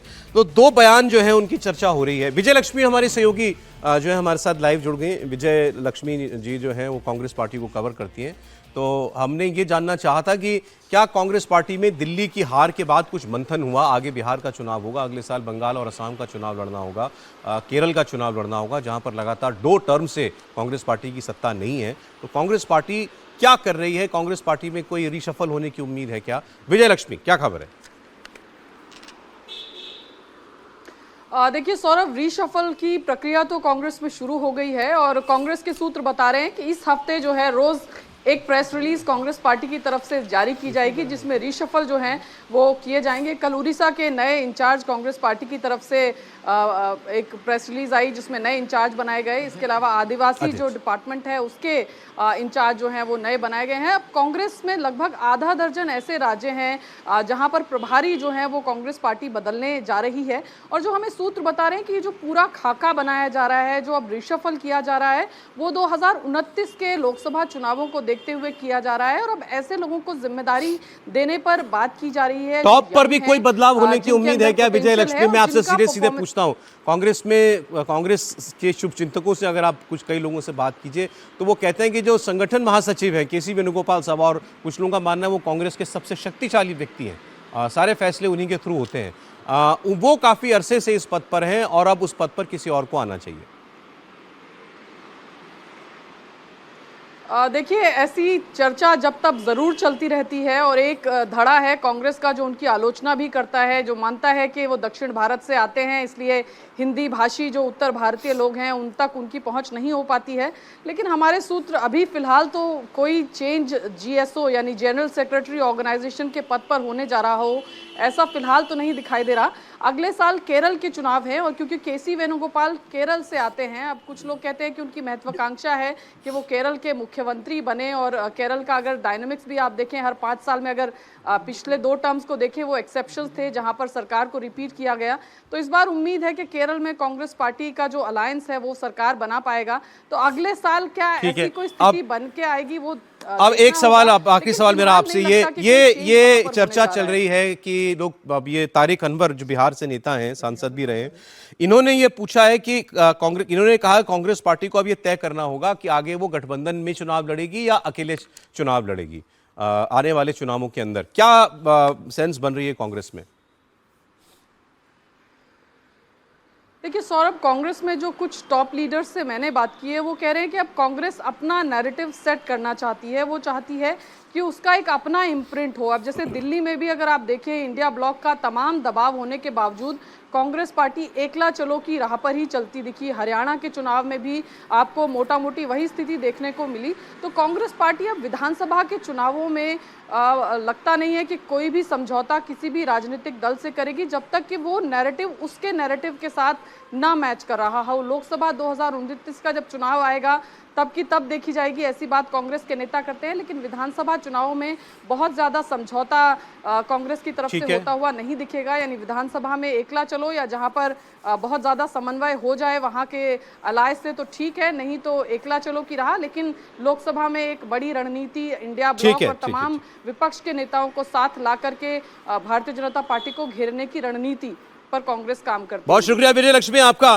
सर, अब बिहार का चुनाव आने वाला है, जैसे इसी की बात कर लें, तारिक अनवर साहब ने जो कहा कि आप गठबंधन करेंगे या नहीं करेंगे, बिहार में गठबंधन उन्हें मुझे लगता है कांग्रेस करना मजबूरी है और शायद आरजेडी को भी दिक्कत नहीं होगी, वो भी चाहेंगे कांग्रेस साथ में रहे। बंगाल में ममता बनर्जी कह चुकी है कि हम अकेले चुनाव लड़ेंगे। तो कांग्रेस क्या है, जो राज्यों के शक्तिशाली क्षेत्रीय दल हैं इनकी मर्जी पर है क्या?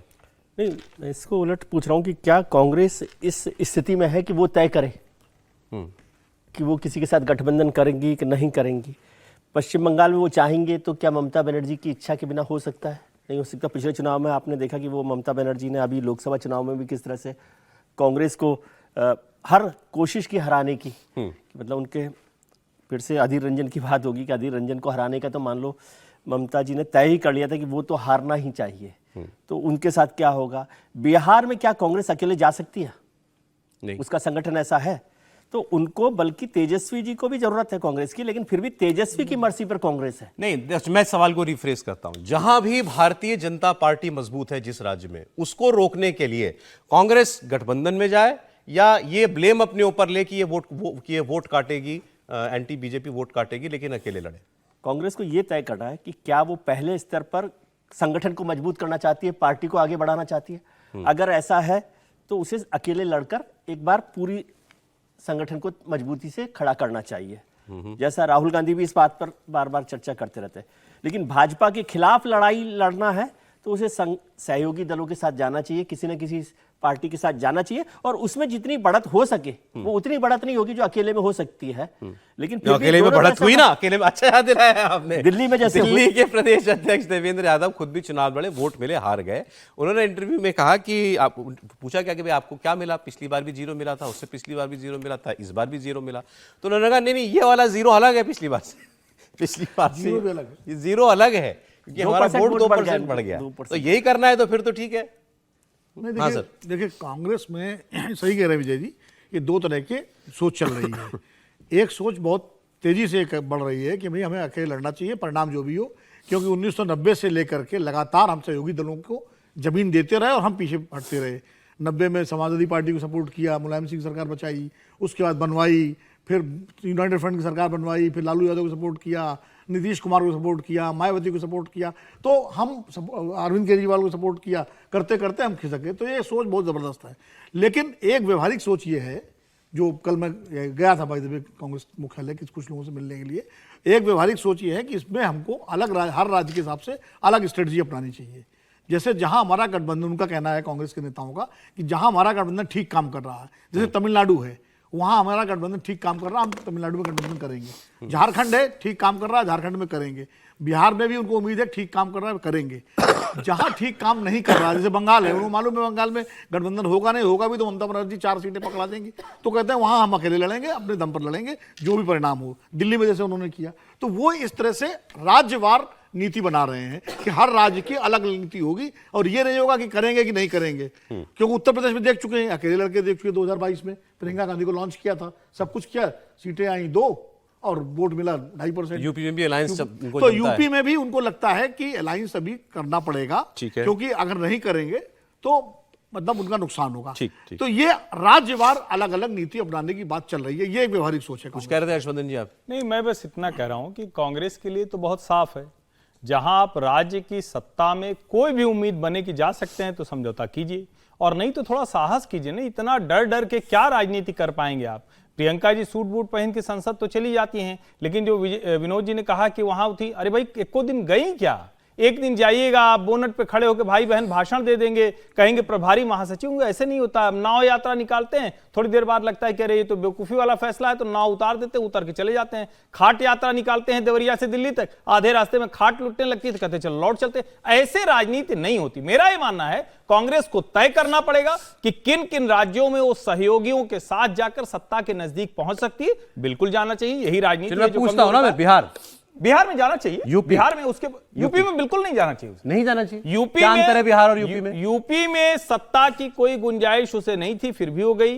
यूपी में उसने कांग्रेस पार्टी ने समाजवादी पार्टी को इतना बड़ा बना दिया कि आज अखिलेश हर दूसरे चौथे उनको आंख दिखाने की स्थिति में आ गए। वरना कांग्रेस की यही सीट रहती, 2 रहती, 3 रहती, लेकिन समाजवादी पार्टी भी उसी। अच्छा देखिए, इस वक्त एक बड़ी खबर आ रही है 1984 के सिख विरोधी दंगों से जुड़ी बड़ी खबर। कांग्रेस नेता सज्जन कुमार को दोषी करार दिया गया है। दिल्ली के राउज एवेन्यू कोर्ट ने सज्जन कुमार को दोषी करार दिया है। पहले भी एक मामले में शायद इनको सजा हो चुकी है, जी हाँ, जेल में ही हैं, और ये बड़े नेता हैं। 1984 में सिखों का जो नरसंहार किया गया था, खासकर दिल्ली में, उसका दोष सज्जन कुमार पर लगा हुआ था। लेकिन सज्जन कुमार कांग्रेस पार्टी के बड़े नेताओं में से एक है। ये संजय गांधी के बड़े नज़दीक माने जाते थे, और 1984 के इस हत्याकांड में किसी एक पर्टिकुलर कांड में उनको सजा सुनाई है राउज एवेन्यू कोर्ट ने। ये इस वक्त हमें खबर मिली। समीर जी, सज्जन कुमार जरा बता दीजिए दर्शकों के लिए। एक समय सज्जन कुमार, जगदीश टाइटलर, एचकेएल भगत, ये दिल्ली के बड़े नेता, कांग्रेस नेता हुआ करते थे। एचकेएल भगत तो इंदिरा गांधी के सरकार में सूचना प्रसारण मंत्री भी उस समय रहे, और सज्जन कुमार, जगदीश टाइटलर, ये तो संजय गांधी के बड़े करीबी लोगों में थे। तो उस समय भी थे। हाँ, उसके बाद जब ये 84 का दंगा, अरे इन पर आरोप इस किस्म के हैं कि ये भीड़ को लीड करते थे, भीड़ को भड़काते थे, जहां सिख दिख जाए उनकी हत्या कर देंगे। सज्जन कुमार के बारे में तो कहा था कि उन्होंने कहा था कि एक भी यहां से बच के नहीं जाना चाहिए, एरिया को घेर के इन्होंने कहा था कि यहां से एक भी बचकर नहीं निकलना चाहिए, ध्यान रखना। और इन्होंने पूरी भीड़ को नेतृत्व किया था, और जिस तरीके से मामला पूरा हुआ था उसके बाद मुझे बहुत लंबा समय लगा। अतुल भाटिया इस केस पर आपको और जानकारी देंगे हमारे सहयोगी। जी अतुल। देखिए, सरस्वती विहार का इस सौरभ ये पूरा मामला है जो 1984 के सिख दंगे थे, उसके अंदर 2 लोगों की हत्या इस पूरे मामले के अंदर की गई थी, और इसको लेकर पूरे मामले की सुनवाई जो है वो राउस एवेन्यू कोर्ट में चल रही थी। और कोर्ट ने इस पूरे मामले के अंदर सज्जन कुमार, जो कि कांग्रेस के पूर्व सांसद हैं, उनको दोषी माना है। 84 के सिख दंगे का जो मामला है उसमें सज्जन कुमार को दोषी ठहराया गया है। सरस्वती विहार जो इलाका था उसमें हिंसा के मामले में जो है वो सज्जन कुमार दोषी करार दिए गए हैं। ये पूरा मामला है सौरभ, ये 1 नवंबर 1984 का है, जिसमें पश्चिमी दिल्ली के राजनगर में 2 सिख सरदार थे, जिसमें जसवंत सिंह और सरदार तरुणदीप सिंह की हत्या की गई थी। शाम के करीब 4 से 4:30 के बीच दंगाइयों की भीड़ जो है वो लोहे के सरियों, लाठियों से पीड़ितों के घर पर हमला किया था, जिसके अंदर इन दोनों सिख जो है इनकी मौत हो गई थी। और इसमें 1984 के बाद से आपको याद होगा कि लंबे ट्रायल इस पूरे मामले के अंदर चले हैं राउस एवेन्यू कोर्ट, क्योंकि अभी निचली इस पूरे मामले में सज्जन कुमार की क्या भूमिका मानी है कोर्ट ने? अतुल, देखिए सज्जन कुमार, क्योंकि जिस तरीके से दिल्ली पुलिस ने इस पूरे मामले की इन्वेस्टिगेशन की थी और बाकायदा जब सरकार बीजेपी की आई थी तो एसआईटी का गठन इस पूरे मामलों के अंदर जो 84 के दंगे थे उनके अंदर एसआईटी का गठन किया गया था और एसआईटी इस पूरे मामले की इन्वेस्टिगेशन कर रही थी, जिसके अंदर एसआईटी ने यह बात साबित की कोर्ट के अंदर कि जो पूरे दंगे थे उनको भड़काने में, उकसाने में और भीड़ को हमला के लिए उकसाने के लिए पूरा सज्जन कुमार का इसके अंदर रोल था। बाकायदा एसआईटी ने इसको कोर्ट के अंदर साबित किया है। अतुल बहुत बहुत शुक्रिया आपका। देखें, ये बात तो सच है कि ये बड़े बड़े नाम जो थे ये बड़े ओहदों पर भी थे, लेकिन मोदी सरकार आने के बाद, जैसा अतुल ने आपको बताया, एक एसआईटी बनाई गई, फ्रेश नए तरीके से उसने इन केसेस को टेकअप किया है और उस एसआईटी की जांच के आधार पर पुलिस ने फिर आगे अपना केस बनाया और सज्जन कुमार एक और मामले में कांग्रेस पार्टी के सीनियर नेता 2 सिखों की हत्या के केस में दोषी करार दिए गए। एक खबर जिसकी हम लोगों को चर्चा ज्यादा करनी चाहिए थी लेकिन हुई नहीं, कि इसका डेटा जो था वो थोड़ी देर बाद उपलब्ध हुआ था। तो ये मैं आपको बताता हूं, राहुल गांधी ने दिल्ली के चलते चुनाव के बीच में महाराष्ट्र की बात की थी एक दिन, आपको याद होगा जी, और उन्होंने आरोप लगाया था, एक बहुत बड़ा आरोप लगाया था इलेक्शन कमीशन के ऊपर। उनका आरोप ये था कि इलेक्शन कमीशन ने, मतलब सीधे तो नहीं कहा लेकिन आशय ये था कि फर्जी वोटर जोड़ दिए महाराष्ट्र के इलेक्शन में, और उन कॉन्स्टिट्यूएंसी में जहां जहां ये ज्यादा वोटर जोड़े गए वहां भारतीय जनता पार्टी का विधायक जीत गया। आरोप में उन्होंने कोई नंबर भी दिए थे, आंकड़े दिए थे। उन्होंने कहा था कि लोकसभा चुनाव 2024 में अप्रैल में हुआ, तब से लेकर के नवंबर 2024 जबकि विधानसभा चुनाव हुआ, ये कुल बनते हैं 215 दिन। इन 215 दिनों में 39,60,000 वोटर महाराष्ट्र के वोटर रोल्स के अंदर ऐड कर दिए गए, जबकि अक्टूबर 2019 में जब विधानसभा चुनाव हुआ था तब से लेकर के 24 के लोकसभा चुनाव के बीच, मतलब उस 5 सालों के बीच 32,20,000 वोटर जोड़े गए। तो उन्होंने सवाल पूछा कि आपने 5 साल में जितने वोटर ऐड किए उससे ज्यादा वोटर आपने इन 215 दिनों में बढ़ा दिए, 5 महीनों के अंदर बढ़ा दिए। तो इसका जवाब इलेक्शन कमीशन दे। अब इसका उनको क्या जवाब दिया वो अलग बात है, लेकिन कुछ डेटा जरूर आया सामने, और वो डेटा जो है वो ये बताता है कि ऐसा पहली बार नहीं हुआ है जो महाराष्ट्र में डेटा दिया राहुल गांधी ने, वो डेटा गलत नहीं है, लेकिन ऐसा पहली बार नहीं हुआ है। और अगर आप इलेक्शन कमीशन के रिकॉर्ड में पीछे झांकेंगे तो उससे ये पता चलता है कि जैसे 2004 की बात करें, अप्रैल 2004 में लोकसभा के इलेक्शन हुए और अक्टूबर 2004 में असेंबली का इलेक्शन हुआ। 176 दिन का पीरियड है। इस बीच में 29,50,000 वोटर जोड़े इलेक्शन कमीशन ने। ऐसे ही अगर आप 2009 में लोकसभा चुनाव और विधानसभा चुनाव के बीच में बात करेंगे तो 30 लाख वोटर जोड़े गए थे। 2014 में यह संख्या 27,20,000 की थी और 2019 में ये 11,60,000 की थी। मतलब कहने का यह कि डेटा ये प्रूव करता है कि इतने बड़े संख्या में नए वोटर जोड़ना लोकसभा और विधानसभा चुनाव के बीच में, दरमियान में, ये पहली बार नहीं हुआ है, ऐसा पहले से होता रहा है। अब ये क्या राहुल गांधी की बातों का जवाब है या अभी भी उनकी शंका जो है वो रहेगी? सर विनोद जी, वो जो सवाल उठाया राहुल गांधी ने अब उसका मतलब ये तो डेटा शायद आपने जुटाया होगा या प्रिंटेड डेटा अखबारों में आया वो डेटा। हाँ, तो मुझे लगता है कि बेहतर होगा चुनाव आयोग ये डेटा जारी कर दे और उनको चिट्ठी भेज दे कि भाई आपने जो आरोप लगाया है उसकी सच्चाई ये है, वो ज़्यादा बेहतर होगा। चुनाव आयोग क्यों मौन धारण किए हुए हैं, ये एक सवाल, क्योंकि विपक्ष में जो होता है वो आरोप लगाएगा, कोई ना कोई अपना जस्टिफिकेशन देगा। तो मुझे तो यही लगता है, और ये जैसा आपने डेटा दिया है अगर इस तरह पहले होता रहा है तो कोई नई बात नहीं है, अनयूजुअल नहीं है। 2009 में 30 लाख वोटर ऐड हुए थे इन्हीं 5 महीनों में। हाँ, तो ये होता क्या है दरअसल, लोकसभा चुनाव के बाद एक ड्राइव चलती है, उसकी वजह है ना कि प्रदेश के जो चुनाव में एक ड्राइव चलती है और सरकार जो होती है उस वक्त जिसकी भी हो, वो कोशिश करती है कि जो लोग वोटर लिस्ट में जो एलिजिबल हो गए हो, मतदाता मतदान के काबिल, जिनका 18 साल से उम्र ज्यादा हो गई हो, वो ज्यादा से ज्यादा नाम जोड़ें। नहीं, लेकिन वैसे मैं अपनी जानकारी के लिए पूछ रहा हूँ भाई, आपने लोकसभा का इलेक्शन हुआ, उसमें उसके बाद 5 ही महीने तो है, 5 महीने में मतलब इतना नया वोटर आ जाता है, कैसे होता है? नहीं, अगर ड्राइव चलाई जाती है और अगर घर घर अगर BLO जाकर के वोट जुड़वाते हैं तो जोड़े जा सकते हैं।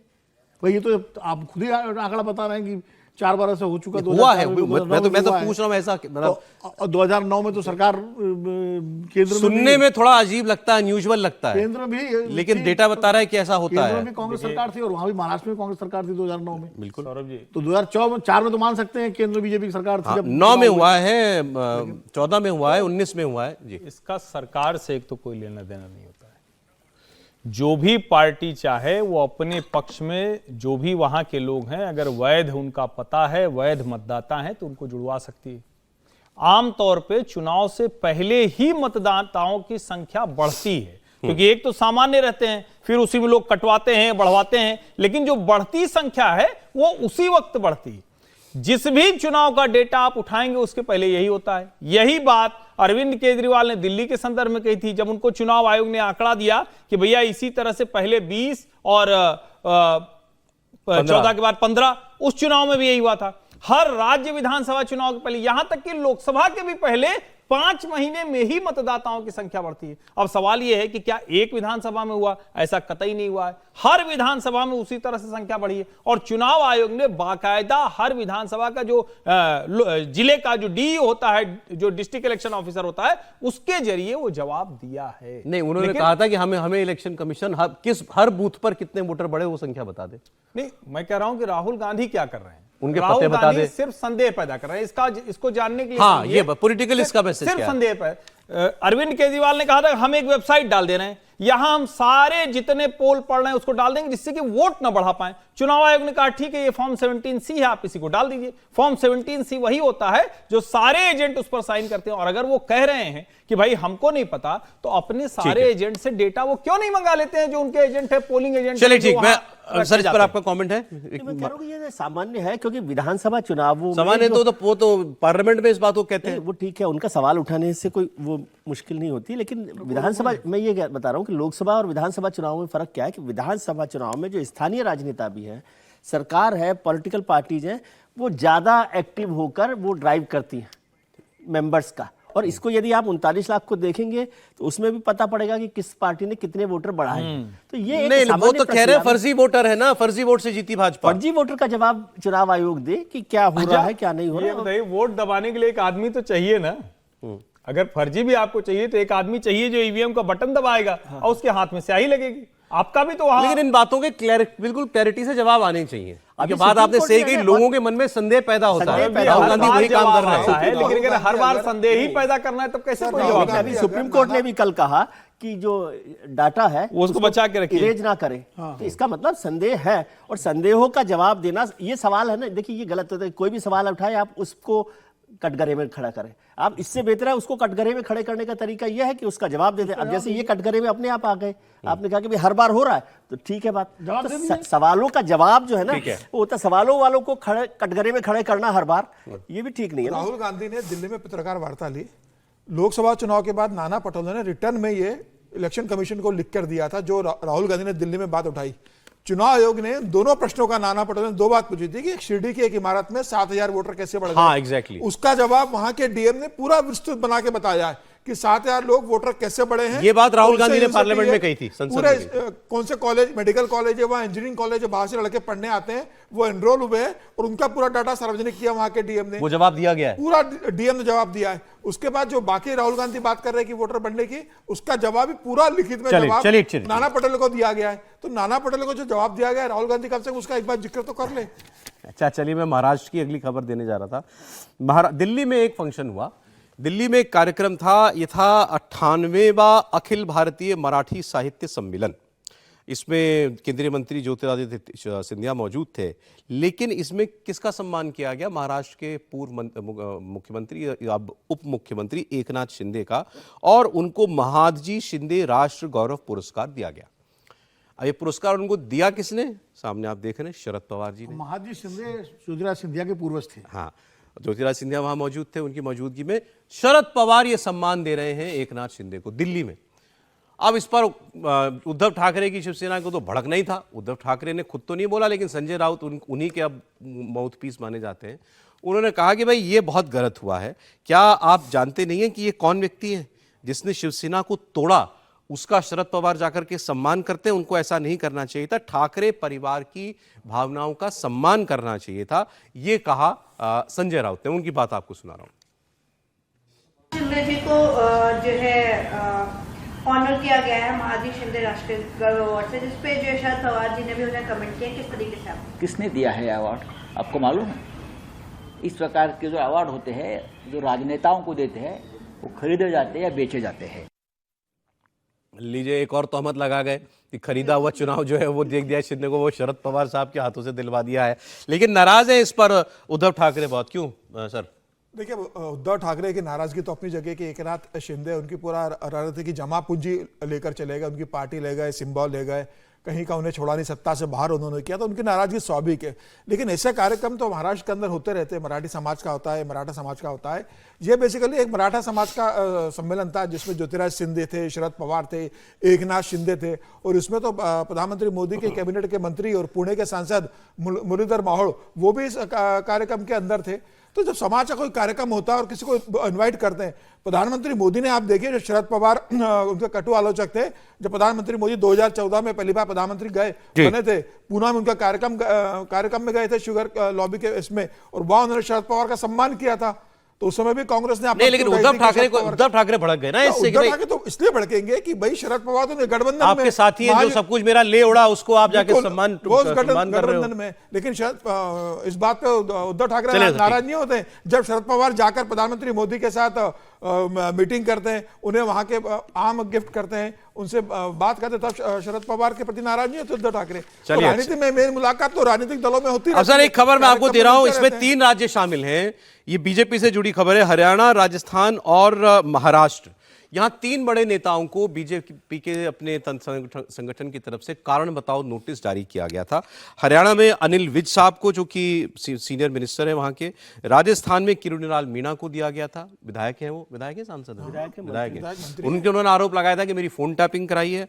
और महाराष्ट्र के अंदर पंकजा मुंडे ने ये कहा कि हाँ, पंकजा मुंडे मंत्री है। पंकजा मुंडे ने, एक तीनों मंत्री है। पंकजा मुंडे ने ये कहा था कि मेरे पिताजी के इतने फॉलोवर्स हैं कि हम चाहें तो एक अलग पार्टी बना सकते हैं, ऐसे ही स्टेटमेंट दिया था उन्होंने। तो इनसे नाराज है। अनिल विज साहब ने क्या कहा था ये भी बता दीजिए सर एक बार। अनिल विज साहब ने यह कहा था कि हमारे मुख्यमंत्री सैनी साहब आजकल बहुत हवा में उड़ते हैं, उनके पैर जमीन पे ही नहीं टिक रहे। ये सीधे मुख्यमंत्री को टारगेट कर रहे हैं। मुख्यमंत्री और प्रदेश अध्यक्ष को बोला कि इनके ऊपर रेप का जो आरोप राजस्थान में, हिमाचल में शायद रेप का आरोप लगा हुआ है, तो इसे प्रदेश अध्यक्ष को इस्तीफा देना चाहिए। हाँ, बताइए हर्षवर्धन जी, क्या होना चाहिए? ये तो बिल्कुल सीधे वो है, इनडिसिप्लिन। देखिए, विशुद्ध अनुशासनहीनता है। और अनिल विज और किरोड़ीलाल मीणा तो अपने राजनीतिक जीवन के आखिरी चरण में, ये दोनों रेबल रहे, अपनी ताकत से जीत कर आते हैं। लेकिन पंकजा मुंडे की तो इतनी भी हैसियत नहीं थी कि वो विधानसभा या लोकसभा जीत जाएं। 2 के दोनों हार गई। अगर इतना ही गोपीनाथ मुंडे की बड़ी विरासत थी, और गोपीनाथ मुंडे जी बहुत बड़े नेता थे, मतलब मैं ये मानता हूं कि भारतीय जनता पार्टी की जो वहां राजनीतिक विरासत है, वो उसको बहुत अच्छे से उन्होंने सींचा है। लेकिन उनकी बेटी अगर ये बयान दे कि हम पार्टी बना लें, तो बड़े बड़े आके इस पार्टी में ऐसे कह के चले गए, और क्या उनकी स्थिति ही क्या हालत है। और पंकजा मुंडे को पार्टी ने एमएलसी बनाया। कुछ लोग कृपा पर ये सुधांशु त्रिवेदी जी ने एक शब्द दिया था, चिरकुपित। नहीं, चिरकुपित हैं, और इनको दिया गया, इनको एमएलसी बनाया गया, इनको मंत्री बनाया गया। अब उसके बाद आपकी कौन सी, अगर आपको ये लगता है कि नहीं मैं मुख्यमंत्री बन सकती हूं, तो आप क्यों? अनिल विज जी चाहते हैं मैं मुख्यमंत्री बनूं, पंकजा मुंडे चाहती है मैं सीएम बनूं, किरोड़ीलाल मीणा भी चाहते होंगे मैं सीएम बनूं। बहुत स्पष्ट तौर पर इन तीनों ही लोगों को पता है कि इनमें से कोई भी मुख्यमंत्री नहीं बनने वाला है। और मैं फिर कह रहा हूं, अनिल विज और किरोड़ीलाल मीणा की अपनी ताकत बहुत बड़ी है। इनकी तो बहन भी विधायक है ना? नहीं बना के दिया, पंकजा मुंडे का सब कुछ पिता का बनाया। सांसद थी बीड़ से, अब नहीं है। मतलब थी ना भाई, लेकिन उनके पूरे परिवार को पूरा सम्मान दिया, बहुत दिया। राष्ट्रीय सचिव बनाया हारने के बाद, और क्या बनाया? कोर कमेटी के मुझे लगता है विशुद्ध अनुशासनहीनता। और आप जरा सोचिए, अगर यही कांग्रेस में भी 3 मंत्री कर रहे होते तो हम लोग क्या बात कर रहे होते? क्या पार्टी से हम सवाल नहीं पूछ रहे, मजाक उड़ा रहे होते? हम वही कह रहे होते ना। और 3 राज्यों में, हरियाणा, राजस्थान और महाराष्ट्र, ये महाराष्ट्र, राजस्थान, हरियाणा, तीनों की जीत कितनी बड़ी है। तीनों की जीत में अगर ये खलल डालने की कोशिश कर रहे हैं, या कहे जिसको कहते हैं ना कि वो विघ्न डालने की कोशिश कर रहे हैं, तो पार्टी को भी सोचना चाहिए कि ऐसे लोग कितने, क्योंकि इन तीनों के पीछे कुछ ना कुछ जनाधार है। विज साहब के पीछे पंजाबी समाज जुड़ा हुआ है, हरियाणा में बहुत इंपॉर्टेंट है। ये ओबीसी नेता बहुत बड़े हैं, पंकजा मुंडे इनके पीछे है, मीणा समाज उनके पीछे है। राजस्थान में आप मीणा को नाराज नहीं कर सकते, किरोड़ीलाल मीणा का एक कद है। तो ये प्रॉब्लम है पार्टी के सामने कि इनका क्या किया जाए। नहीं, लेकिन इसका मतलब ये थोड़ी ना है कि आप लगातार अनुशासनहीनता करेंगे और पार्टी के जो दूसरे लोग जुड़े हैं उनको भी आप एक तरह से धर्म संकट में। लेकिन किरोड़ीलाल मीणा की हैसियत तो भी उनको मालूम पड़ गई ना। 200 उपचुनाव में अपने भाई को चुनाव नहीं जितवा पाए, उनका भाई चुनाव हार गया। हमने अपने जित पर टिकट दिलवाया था भाई को कि भाई मेरे भाई को आप विधानसभा का टिकट दो, मैं उपचुनाव जितवाऊंगा। 2 साल से उनके भाई चुनाव हार जाते हैं। अपनी पत्नी को आप विधायक बना देते हो, खुद कैबिनेट मंत्री बन जाते हो। मतलब वो पहले भी ऐसा अनुशासनहीनता किए थे, वसुंधरा से झगड़ा हुआ, पार्टी छोड़ के चले गए, पीके संगमा के साथ हाथ मिलाया, उम्मीदवार खड़े खड़े राजस्थान के अंदर अलग पार्टी बनाई थी, अलग पार्टी बनाई, फिर 2018 में भारतीय जनता पार्टी में आप लौटकर आते हो। अच्छा, लेकिन फिर भी इन दोनों ने किसी ने ये नहीं कहा ना कि हम पार्टी बनाने जा रहे हैं। आपकी बात बिल्कुल ठीक है, लेकिन पंकजा मुंडे को तो ये भ्रम हो गया कि वो अपनी पार्टी बना सकती है। इससे ज्यादा खतरनाक और इससे ज्यादा पार्टी विरोधी बयान कौन सा? मैं सहमत हूं कि दोनों नेताओं का जो ये है कंपैरिजन पंकजा जी के साथ नहीं किया जा सकता। वो उनका बयान ज्यादा वो है, और उनके बयान पर टिप्पणी करने से मुझे लगता है कि गोपीनाथ मुंडे जो एक ताकतवर नेता रहे महाराष्ट्र के, उनका कद भी कम करना होता है। जब हम ये कहें कि देखिए क्या बना लेंगे पार्टी, नहीं बनाएंगे। महाराष्ट्र गोपीनाथ मुंडे भी एक समय पार्टी छोड़ने वाले थे, लेकिन वो ताकतवर नेता रहे। बाकायदा सोनिया गांधी से मीटिंग भी हो गई थी, और अगर राजनीति में मनमोहन सिंह को मंत्री बनाने के तैयार हो जाते केंद्र में तो वो छोड़ चुके होते, लेकिन उसके बाद इनमें से एक विज साहब जो है अपना जवाब भेज चुके हैं। उन्होंने कहा मैंने जवाब दे दिया है, पढ़ ले पार्टी। देखते हैं कहा था कि क्या मैं होता जब है। कर्नाटक से लौटे एयरपोर्ट पे पूछा कब जवाब दोगे, बोले अभी घर से जाऊंगा, ठंडे पानी से नहाऊंगा, दाल रोटी खाऊंगा, उसके बाद बैठ के आराम से जवाब लिखूंगा। तो उसके बाद उन्हें भेज दिया होगा पार्टी। चलिए, बहुत धन्यवाद, बहुत बहुत शुक्रिया विनोद जी आपका, विजय जी, हर्षवर्धन जी, समीर जी, बहुत धन्यवाद, शुक्रिया।